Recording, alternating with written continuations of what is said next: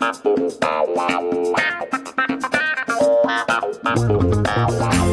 everyone, it's David Sirota. Today, we're sharing an episode of the podcast Deconstructed with Ryan Grim, who's the Washington bureau chief of The Intercept, an award-winning investigative news outlet. As we head into another election cycle, Democrats and progressives continue their raging debate over political messaging in electoral campaigns. Do you try to appeal to independents and moderates by gravitating to the center? Or do you focus on issues and topics that energize the progressive base and attempt to pull in new voters? In this episode of Deconstructed, Ryan Grim speaks with communications consultant Anat Shenker-Osorio, the founder of ASO Communications and the host of the podcast Words to Win By. Ryan and Anat discuss why certain messages do so well and why others fail. They discuss why reframing the debate is essential. And they discuss how to craft a message that resonates and wins. They also revisit Ryan's conversation with political strategist Dmitri Mehlhorn, and they unpack why messaging that gravitates towards the right and center ends up being far less effective. If you want to listen to the Dmitri episode first, we'll include a link in this podcast episode description so you can listen to it. Now listen, if you like Lever Time with me, David Sirota, you're definitely going to like Deconstructed with Ryan Grim. So be sure to subscribe to Deconstructed right now in your podcast app. Just search for Deconstructed on your favorite podcast player. So a couple of weeks ago, we had onto the program Dmitri Mehlhorn, who is a kind of tech executive and a Democratic operative who has become one of the more influential but little-known figures in Democratic politics. And he has strong ideas about how Democrats ought to campaign and how they ought to message. And we got a lot of feedback from our interview with him, which if you haven't listened to yet, you should go back and listen to that one first before you listen to this one. And one of the people that he name-checked the most throughout that interview was Anat Shenker-Osorio, who's going to join us today. Anat, thank you for agreeing to come on. Appreciate it. Thanks for having me. Were you surprised at all that he brought you up so many times throughout that conversation? Yeah, I think that I was surprised at the number of times. I also think I was surprised that he did so in such a complimentary way, despite the fact that we've definitely have places where we don't agree. So yeah, I was appreciative of that. I actually interviewed Dmitri about a year ago for an extended period of time, but the sound quality wasn't very good. And so we kind of put off doing it again, and it just one thing became another. And it took upwards of, I think, a little over a year for us to reschedule and get back on the horn. But I went back and looked at the earlier interview, and we can play some of that throughout here. But I wanted to get your reaction to start to the way that he frames how he views politics. And then I want to go through the ways that he kind of brought you up and see if you can work through what some of those disagreements were. Here he is talking about how he got into politics after Donald Trump won, kind of shocked. He was kind of shocked into action. And he's starting to think through what it was that broke in the Democratic Party. And so he said, these massive disagreements come from, framework differences, conceptual differences. And we're like, okay, something broke here to allow Trump to become president. And what broke is not, we just didn't get enough money to Guy Cecil, right? Like something deeper broke. And what are the things that broke? And how can we have a deadline here. If this guy gets a reelect, it's a very, very big difference between the first term and the second term. And by the way, if he comes back, it's even worse, but put that aside for a second. But like you look at the history around the world of somebody like that taking power in a quasi-democratic way. And like, if they lose the first time, there's a little bit of a breathing room where civil society can organize some resistance. And, to some extent that happened already, but that was our focus. And so then he talks about going into Virginia, and correct me if I'm wrong, maybe you helped him with some of this. He talks about going into Virginia in 2017. One of the things we did is we invested in all 100 Virginia House of Delegates race 2017. And it's a very easy baseline comparison. Mark Herring ran in both races. He's the Attorney General. So Mark Herring 2013, Mark Herring 2017, absolute numbers, margins. That gives you a baseline for every one of the 100 districts. And then you can see test a bunch of interventions in a place where campaign finance laws are limitless, as long as you disclose. So loose. throw Yes. in money, Yes. and to just see like what works, what doesn't. And the ideas that seem most promising, we try to scale in the 100 closest 2018 battlegrounds. And by we, I mean his money, my money, but also a lot of friends and kind of a network of sort of venture capital in Silicon Valley, New York, et cetera. And so how did you first get to know Dmitri Mehlhorn, and what was this iterative process that they went through to try to figure out what worked in these primaries? Let me take the first part first. So I became acquainted with Dmitri because I work frequently with a crew of folks at a really, really brilliant set of strategists and content creators that work under the shingle frameshift. And basically what we do together is we take an issue, could be electoral, could be a kind of standard progressive organizing issue, and we create a whole bunch of pithy 30-second digital ads, and then we test them through a randomized controlled trial. Dmitri has been really, really supportive of that project over the years, and that's how I came to know him. Our more specific interaction was around a project that I was helping lead in 2020 across battleground states in the Midwest, where we were taking these really high-performing ads that were using a framework that I helped co-create alongside Ian Haney-Lopez, who famously wrote the book Dog Whistle Politics, and Heather McGee, who at the time was running a think tank called Demos. The name of that framework is the race class narrative. It's the basis for a lot of the messaging advice that I dispense out and the sort of campaign approach that I tend to take. So we had made a bunch of, we shorthand it RCN, race class narrative ads. Can you give people a shorthand of what the race class narrative is? I think most listeners to this program probably are familiar with it by now, but for those who aren't. So the race class narrative is essentially set up to, I would hope, finally, although there is no finally, it seems in politics, we seem to be having the exact same conversation over and over and over again. At least that's what it feels. It's very Sisyphean. But to finally settle this perennial question that I think Dmitri asks as well, which can be summed up as, are we doing turnout? Are we doing persuasion? Which is in and of itself, ironically, racially coded speech for, are we going to put our eggs in the flipping white people basket, or are we going to put our eggs in the turning out and mobilizing our base, which is overrepresented, as you know, by people of color, by young people, by single women, by queer folks, etc. And my take on this argument is, and has always been, that turnout is persuasion. If your words don't spread, they don't work. And if your base is not engaged and repeating your message, then it turns out the middle is never going to hear it because it is a very, very noisy world.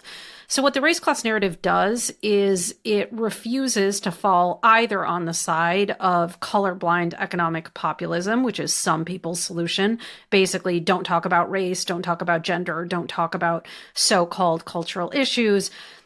And it also doesn't seed the class debate. So a race class narrative message begins with a shared value that expressly names, or if you're looking at a visual ad, depicts race.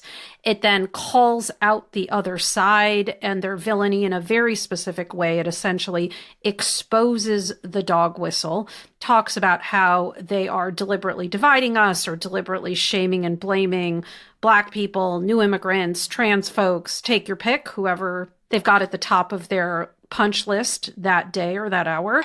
And then it expressly calls for cross-racial solidarity. I can give you an example of an RCN message. Yeah, that'd be great. So do you want to pick a topic or do you want me to? Let's say Republicans are pushing to add work requirements to food stamps in order to reach a debt ceiling deal. What a far-fetched idea. Where could you possibly have taken that example from? Great. Ripped from the headlines. So I will produce a message. It will need to be copy edited because, as you can verify, I'm making this up from scratch. So it would sound like this. No matter what we look like or where we come from, most of us all know all too well what it's like to see a loved one struggle to make ends meet. Most of us believe that in America, all of us should be able to put food on the table and be home in time to eat it. But today, MAGA Republicans want to take food away from our families, forcing us to prove that we deserve the bread that we require. They hope that by getting us to point our finger in the wrong direction, we won't notice that they're handing kickbacks to their wealthy donors from the wealth that our work creates. By joining together and demanding that we pay our bills, we can ensure that all of us have what our loved ones need. That more or less is the three-part structure. So the opening value, where we state and name explicitly race as the axis of division in which they're trafficking, that we all want this kind of shared thing.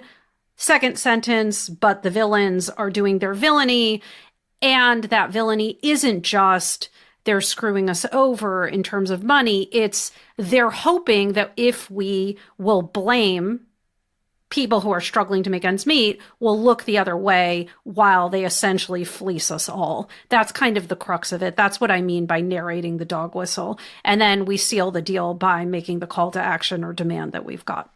Great. And so you were running a project around that in 2020. Yeah. So we had run a bunch of ads and we had some early data, not just from in-channel testing, which is basically what we call anytime you're doing a survey or a randomized control trial and the subjects that you are studying know that they're being studied, which is by definition an artificial environment that is necessary and helpful. But we had actually run a field experiment. So we were able to see how these ads were performing out in the world in terms of increasing early mail-in voting. So we had started that. We had a program going in 2020 in Wisconsin and Minnesota.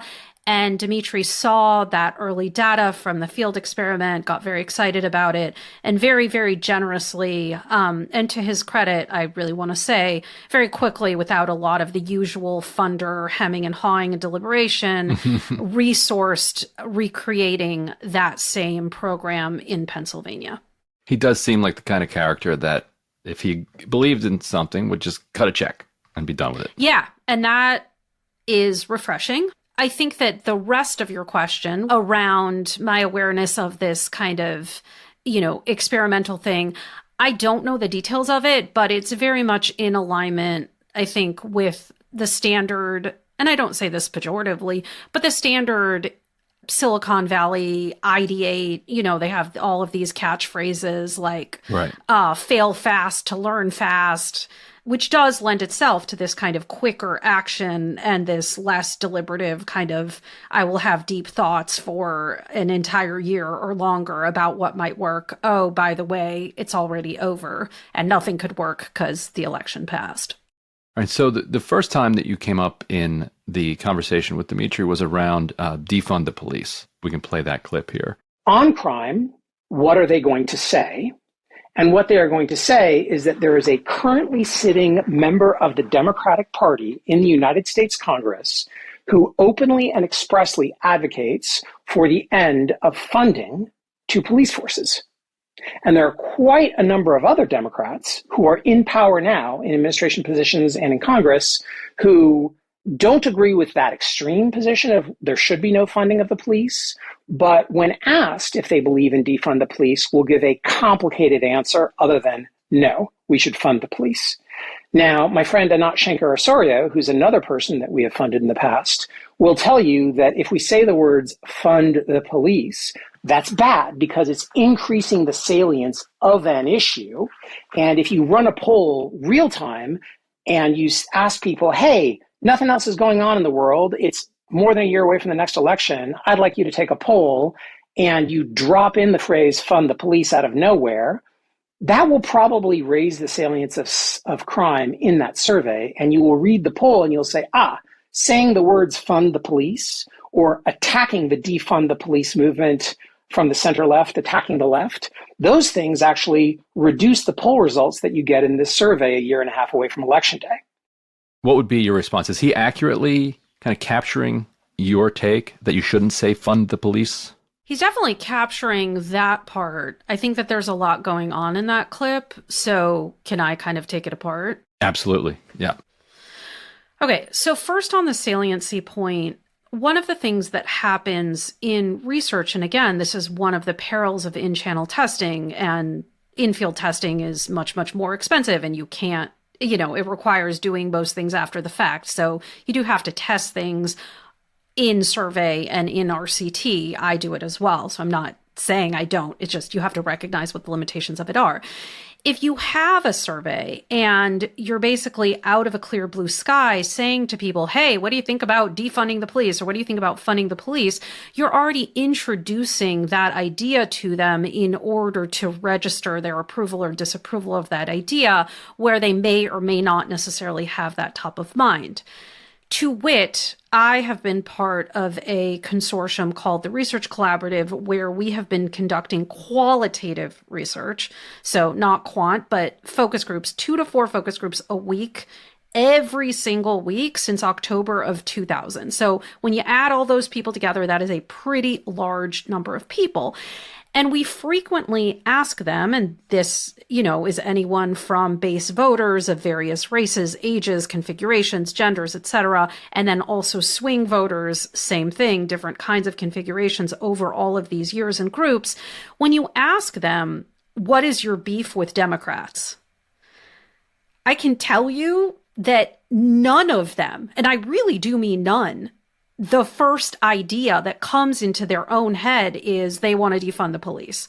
Their beef with Democrats, I would allow you to guess, I'm sure that you can guess, that they're slow, that they're bad on the economy, that they spend too much money, that, a whole litany of things. And in fact, one of the fun exercises we often engage in is we ask them, if you had to liken Democrats to an animal, what animal would you pick? We do the same thing for Republicans. And generally speaking, the animals that they give us for the Democrats is a snail, a sloth, a turtle, some permutation of a thing that doesn't do much and does it slowly. So people don't volunteer that answer about Democrats. Now, where does this feeling and idea, and here I think that Dmitri rightly made this point, the thing that people think about Democrats doesn't come out of what Democrats say. I frequently say that would be a wonderful world and I'd be on vacation in it, but it's not our world. The thing that people think about Democrats is made out of all sorts of impressionistic things out in the world, a combination of the media, but also what is said about Democrats. So this saliency question, that is what that point is sort of, it's difficult in a survey to actually capture how do people feel about this thing, because in order to capture it, you have to introduce the thing. Does that make sense? Yes, I guess his argument is the thing is out there. Like, it's a big thing. Republicans are talking about it, so you don't have a choice. So yes, of course, when the thing is out there, you're going to have a response to it. And so I want to say 2 different things. The first is, if you want to win the debate, you have to set the terms of the debate. As long as you are responding to their terms of debate, you are already losing. And so the trouble with a defund the police, fund the police kind of back and forth is that regardless of which one of those you're tossing out there, by definition, you're making people think about the police, right? Mm-hmm. That is most of what either of those phrases are made out of. When we think about what is going on with people's feelings around crime or quote unquote law and order or policing, yes, they are concerned about those things. Absolutely. But the reason that they're concerned about those things, the actual underlying psychological motivation and feeling, is a desire for safety. What people actually want in their life is to feel safe. And they have been taught, and we see it, it's very evident, it would be silly to deny it, they have been taught to make a connection between safety and police. That exists and is real. But the hunger and the desire is not for police, it is for safety. And so there is a different way to approach this message. It is not a sort of A or B, defund or fund. It is understanding what voters actually want and coming up with a message, which I'm happy to share with you, that actually talks about that and delivers it. Because if you attempt to say, no, I want to fund the police, then basically what you've done is you've said to them, okay, the way to think about this safety issue, the way to think about this thing that you desire is how much police is there going to be? And regardless of what you support or espouse or say, they are always going to pick RoboCop over mall security if you tell them the way to think about this election is who is going to be toughest, because that is the Republican brand strength. You've basically said, we agree to have your debate. We're going to, play soccer. We're going to pick the side of the field where we're staring into the sun and try to make goals that way. It doesn't work. Before we get to your better framing of how to respond, this feels like a very 2023 conversation that is not taking into account 2020. In other words, what do we do with the fact that there were real material conditions that were producing energy around the idea of defund the police? Like, the people who projected that really did want to talk about the police. They wanted to talk about police violence in a way that would finally land and would finally send home the message that enough is enough, that this needs to stop. And I think one thing that frustrated people about Dmitri's approach to politics is that he very much wants to separate politics and political messaging from kind of the real world. What would be a better way to respond to the very real concerns that people have that are producing messages that by now we may agree aren't the most effective in swing districts? I'm so glad that you asked that, because part of the entire purpose of the race class narrative, RCN, is to recognize, and this is something that I say frequently, that the job of a good message is not to say what's popular. The job of a good message is to make popular what we need said. And that is the North Star and the fixed point. Otherwise, what is the purpose of politics if it is not the kind of ritualized practice of trying to improve people's lives, which I've been naive enough to believe is, in fact, the purpose of politics. It's certainly my purpose. And so I would agree with you or with the listeners that you're citing that brought this up, that we need to be able to talk about the things that are destroying people's lives and quite literally killing them. And so the way that we do that, and I will share the message in 1 second, is to also recognize that we need to be playing chess, not checkers. And what I mean by that analogy is that a defund the police message coming from activists is actually really critical and vital because it provides us a left flank. It provides an opportunity for a Democratic politician who is running for office to be able to say something that is also about accountability from the police without literally saying defund, but still be understood. So the example that I would cite of that is, for example, in Minnesota, which is one of the states in which I work frequently. The rest of the states I work are more kind of classic, top of the mind battlegrounds. Minnesota a bit more purple, getting bluer every day. We ran a campaign in 2020, and then we used this messaging as well in the very, very difficult re-election campaign for Keith Ellison, who's the attorney general and, a Black Muslim man, that said, fund our lives. Using the phrase fund our lives because of the existence of the activist discourse on defund the police, that sort of rang to people.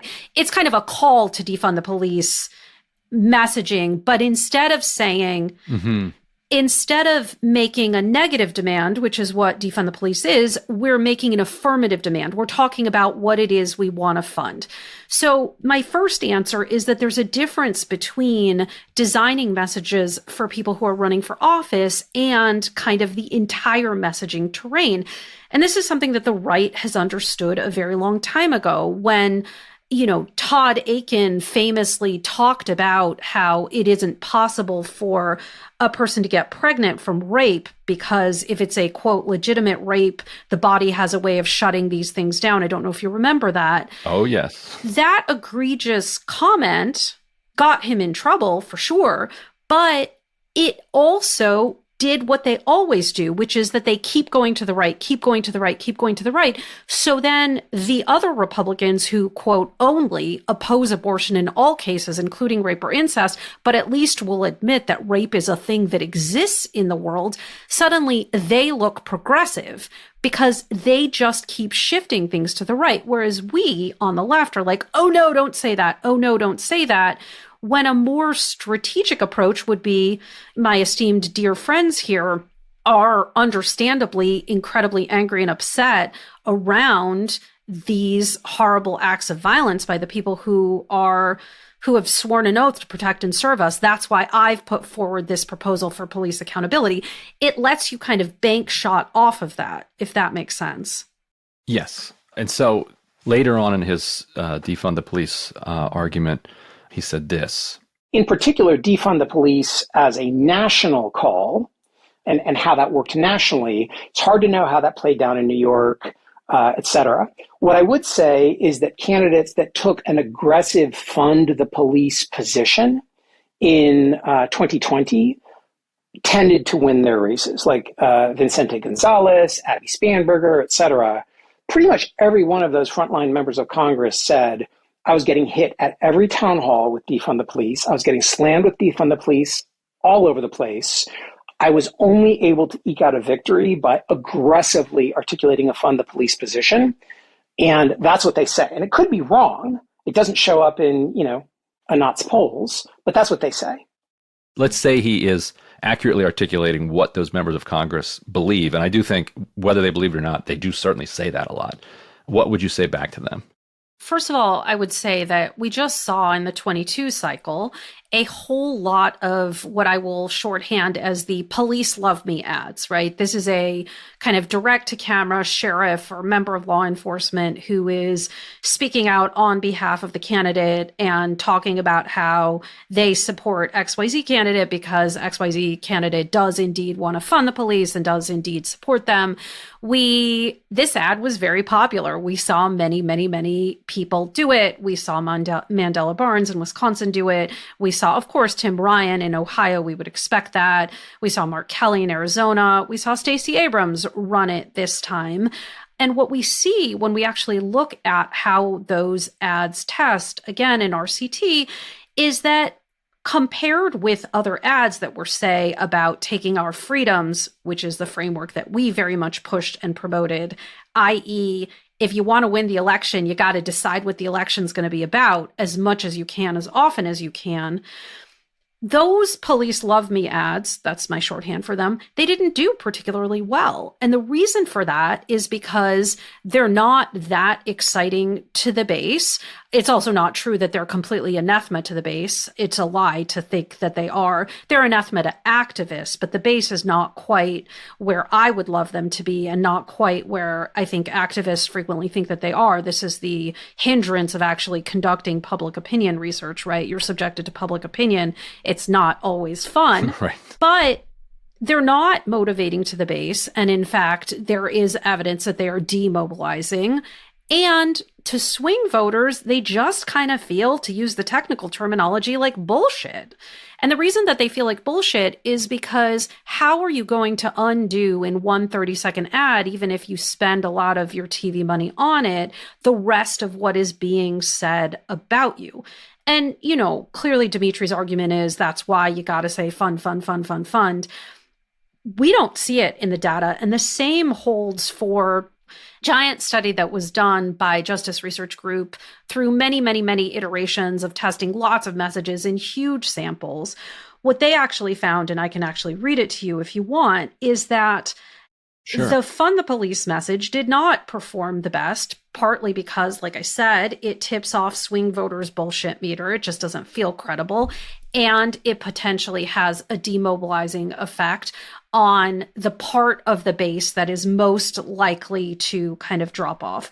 So the message that did the best, and this was across demographics, specifically with battleground state voters, and I'm not saying that this message is exactly what I would say, but it goes, Democrats say you should support candidate, so the name of the candidate, because name of candidate, believes in investing in crime prevention and community police officers who will walk the beat, who will know the neighborhood and restore trust and safety. Let's not abandon our streets or choose between safety and equal justice. Let's come together to protect our communities, restore trust, and hold law enforcement accountable. We should all agree the answer is not to defund the police. It's to fund the police with the resources and training they need to protect our communities. So there is the fund the police sort of call out at the end.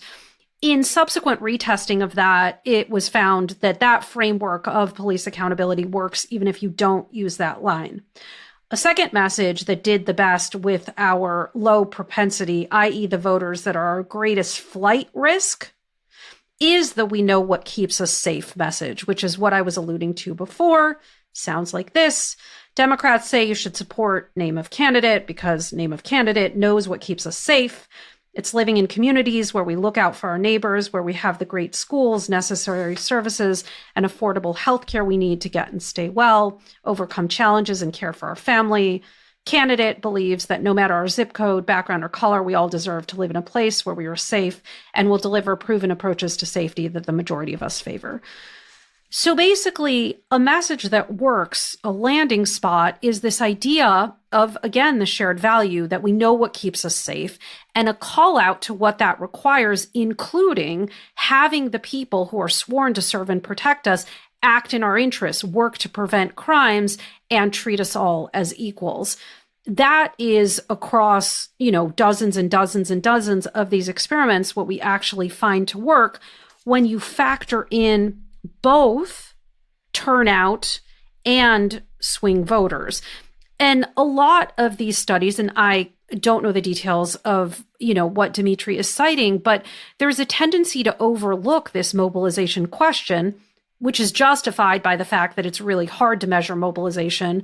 People lie about it, right? We ask them, does this make you want to vote? And they say yes. It's like the I will pay you tomorrow of public opinion research. People are always saying yes, and it's not true. But the fact that it's hard to measure mobilization doesn't justify that you don't even look at it and don't try, because otherwise, how are you dealing with the fact that a lot of our problems in a lot of states is our side just not turning out?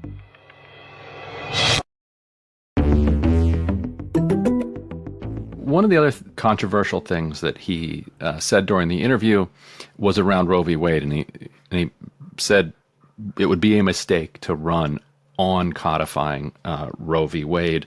And that came within his broader claim that you really shouldn't run on anything, that you can't inspire people to come out to vote by saying that you're going to do good things or pointing to the good things that you've done, that the only way to actually kind of motivate people to come out is scaring them about bad things that are going to happen or things that you have that are going to be taken away from you. I would love to get out of politics if that is actually true. But just a clear-eyed look at the data and the public opinion research, what's your assessment of that claim? I mean, there are so many ways into that question.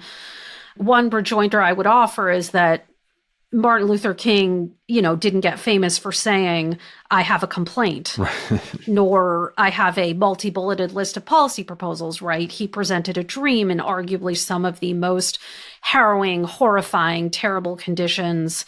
We can look at example after example after example, and what we need to remember is that in any election, there are actually three people running. There's your person, their person, and stay at home.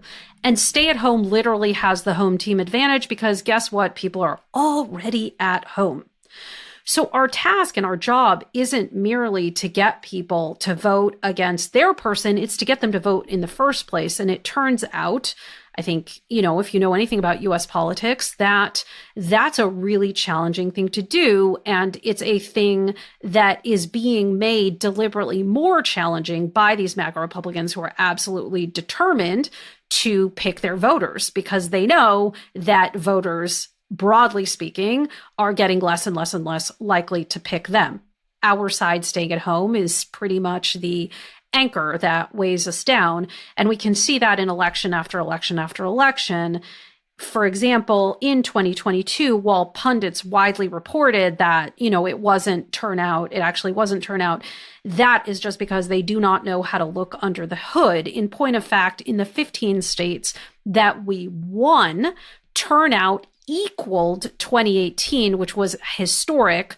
And the fact that it equaled 2018 is even more historic because that was turnout in an incumbency. In the 35 states where we did not do that hot, turnout was as predicted and our side stayed home. And so in point of fact, we see over and over and over again, we see it in 22, we see it in 18, we see it in 20, that in order to win, we got to mobilize our side. So this question of we can just say, the other side are a bunch of bastards or whatever messaging you're going to use, there's a piece of that I absolutely agree with. And that is that we do need a clear, coherent articulation of the villains. But what we have found in our research, and it's the reason why we came to this Protect Our Freedoms framework in 2022 that we pushed out through ads and through scripts and through, Canvas and texting and so on. And we got a fair number of candidates to actually adopt in battleground states like Pennsylvania, to some extent Wisconsin, definitely Michigan, Arizona, etc. What we found is that drawing a contrast between an antagonist, which are MAGA Republicans that want to take away your freedoms, which is a phrase I use very deliberately. Take away activates loss aversion. Freedoms is an incredibly important and central and resonant concept. It is a core value for Americans across demographics and ideologies. And voters, notice I say voters as the protagonists of the story, not Democrats. So it is antagonist, MAGA Republicans, protagonist voters, voters who need to turn out to protect our freedoms. That was essentially the story that we found to be most effective. But in that, you do have to give people a reason to show up, because otherwise they will simply just stay at home. Yeah, and his argument was that instead of running on codifying Roe, you should actually run on a promise that you will make sure that children who are the victims of rape have access to abortion, which, first of all, is practically difficult because if all other abortion services are banned, you're going to have abortion clinics across the state shut down. So it would be legal in fact, but actually not available in practice. Like there literally wouldn't be anywhere to go and get a procedure. But putting that aside, what was your reaction to the idea that you should pick something like that crazy that the other side is against and kind of drive that as the wedge, rather than something broader like we're going to restore this right that was taken from you? So generally speaking, I like to tell people don't take your policy out in public. It's unseemly. This is a more kind of generalized messaging lesson. The policy is not the message. So I am not a big fan of messages that explicitly name any kind of policy, because what you want to talk about is not the name of the policy. You can do that in sort of boring back rooms. That's totally fine. But as far as what you're actually selling to voters, you want to sell the brownie, not the recipe, meaning you want to sell what the policy is going to deliver.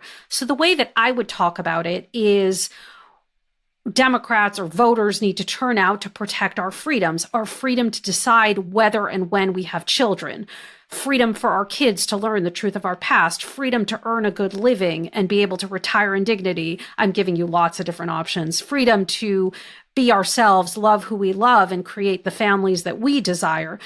It's talking about what the outcome is going to be. Going into policy details, first of all, people just absolutely glaze over. You would be astounded at the number of people who actually are still unaware of what Roe v. Wade, let alone Dobbs, actually is, even as they do know that, something massive happened on abortion.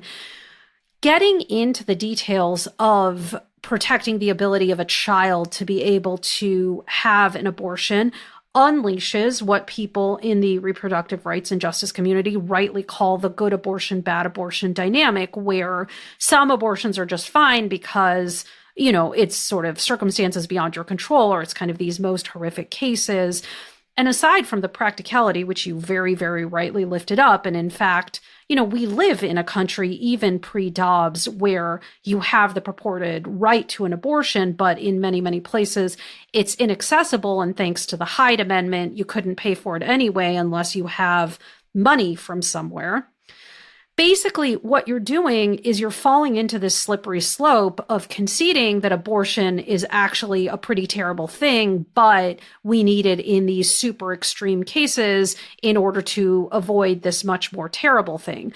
I mean, I cannot tell you enough how much, again, we're talking about 2 to 4 focus groups a week, every single week for the last, it feels like 7,000 years of my life, but in fact has only been since late 2020. I mean, we did focus groups before, but not in this kind of deliberate all the time over and over kind of way.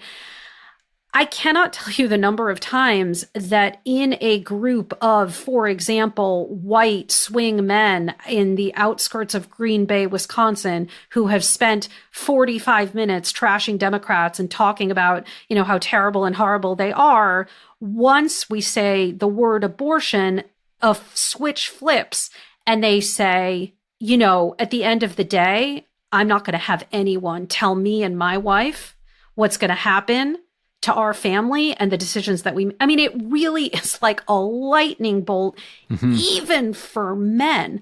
Or another group that I remember really, really vividly in Texas, again, swing voters, trash talking Democrats, all the crap.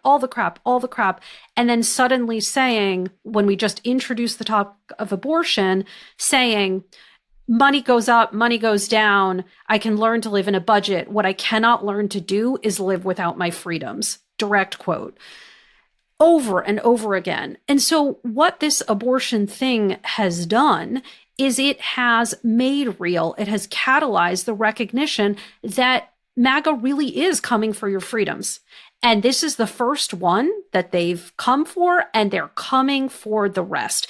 And it's the creation of that loss aversion and this sort of repugnancy to what feels corporeal, meaning in your body, your lived experience, that has mobilized and activated and turned people out in what should have been, by historical precedent and punditry, a, red wave bloodbath against us, and wasn't. I noticed, though, at the beginning of your answer, when you were talking about the messaging around the issue, you didn't actually use the word abortion, choice of when to have children, nobody tells my family what to do. I'm curious if that was deliberate, or am I picking up on something that wasn't really there? In other words, is there some consensus among messaging people that using the word abortion is not ideal? I would think maybe yes, it is. But then on the other hand, you were saying that in the focus group, when abortion came up, it flipped a switch for people. So if it is kind of a stigmatized word in messaging, why? So there has been a historical feeling among mainstream Democrats that it's not a good word to use. And in fact, it sort of used to be widely referred to as, quote, the A word. Don't say the A word. The A word isn't helpful. And even up until, I'm sure you remember, when the Dobbs decision came down, there was sort of 2 weeks of kind of weird, uncomfortable silence from the White House. Nancy Pelosi quite famously read a poem. It was sort of like, WTF, are you going to respond? Are you going to react? And there really wasn't a lot of response and reaction. And there really was this feeling, and it was said over and over. And folks in the repro movement, they would tear their hair out. I would argue rightly so, that people were like, oh, don't campaign on abortion. Don't campaign on abortion. It's not a winning issue. It's not a winning issue. And folks that had been at this and are at this for decades have been like, you're wrong. You're wrong. It is a winning issue. And again, as I keep saying, if you want to win the debate, you have to set the terms of debate. Lo and behold, now in this post-Dobbsian world, most people are suddenly awakened to the fact that, oh, wow, it turns out that in an arena in which one of our biggest problems, and this is really, the tragedy of watching this many focus groups, the idea of both sides is really, really thoroughly entrenched among voters. And this idea that, yes, the Republicans are bad and this action was bad and that action was bad and so on, but that's politics as usual, and politicians are bad and they're corrupt and that's just how it is. The vilification of government project by the right has, I would say, been very successful. And it makes it much harder for people to sort of single out and say, oh no, but that's like a new kind of bad, right? That's not just like politicians are bad kind of bad. Dobbs and January 6th are two kind of crystallized moments that really do that. And so to your question, which I did not forget, it's not on my part a deliberate refusal to talk about abortion. We definitely talk about abortion. Do not call it the A word, call it abortion. But the framework that I was employing, not when I was directly quoting focus group participants, which is, them using their own words, right? Right. The freedoms framework is really important. And so the reason why I use the phrase our freedom to decide whether and when we have kids is because that is a way to, if you'll let me invent a word, freedomize the abortion question so that we can link it to the book ban, so we can link it to the economic assaults, so that we can have a narrative that kind of everything fits into. We talked on this podcast to a woman who was on the ground in Kansas working on that referendum, and listeners to this show will remember she forecast a landslide victory, and she was correct. And she talked about how resistance and skepticism of the vaccine mandates in Kansas was very successfully actually translated into messaging to defend abortion rights in that contest, which I found surprising at the time, but it did seem to work, that there were a lot of people who didn't like vaccine mandates, and then they came back to them with, well, if you don't like that, if you believe in that freedom, then why shouldn't a woman have the freedom to choose whatever healthcare decision she wants? And they're like, you know what, fine, I guess I'm for abortion rights. Did you follow the Kansas fight? Do you have a sense on what enabled them to come from behind and win in a blowout there? Yeah, I did a very, very early conversation with the folks who ended up leading that campaign. And at that time, I just talked to them about this freedom idea because I've been on this freedom train for a very long time, because we find it to be really, really effective, not just in, quote, social issues, but also in economic issues.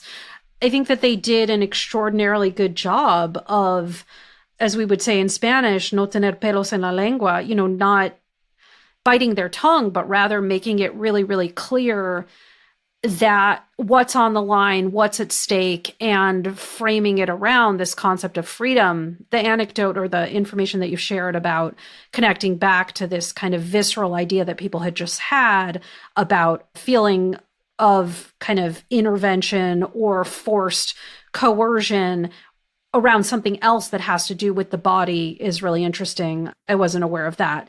But the other framework on abortion, and this doesn't apply in Kansas, but very, very much applied in Michigan, that we've seen be really effective, and this actually emerges out of work that I was fortunate enough to be able to do in Ireland when we repealed the law against abortion there in 2018, and to a certain degree also informed by that same kind of victory in Argentina, which happened at the end of 2020, is a framework that I call Someone You Love.